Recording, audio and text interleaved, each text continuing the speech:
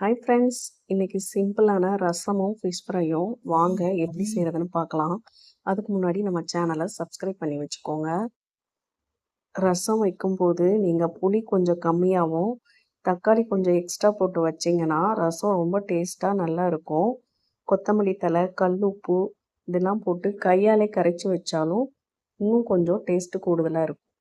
அதுக்கப்புறமா கொஞ்சமாக எண்ணெய் ஊற்றி ஒரு தாளிப்பு கடுகு போட்டு கருவேப்பிலை எல்லாம் போட்டு தாளித்து கொட்டிட்டு அதுக்கப்புறமா ஒரு கொதி வந்ததும் கொத்தமல்லி தலையை போட்டு இறக்குனீங்கன்னா சூப்பரான ரசம் ரெடி.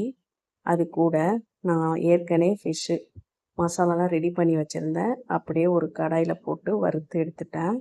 இந்த காம்போ உங்களுக்கு பிடிச்சிருந்தா நீங்களும் உங்கள் வீட்டில் ட்ரை பண்ணி பார்த்துட்டு மறக்காமல் எனக்கு கமெண்ட்ஸில் சொல்லுங்கள். பிடிச்சிருந்தா லைக் பண்ணுங்கள் ஃப்ரெண்ட்ஸ். அவ்வளோதான், என்னோடய கிட்ஸுக்கும் ஊட்டி விட்டுட்டேன். Bye friends.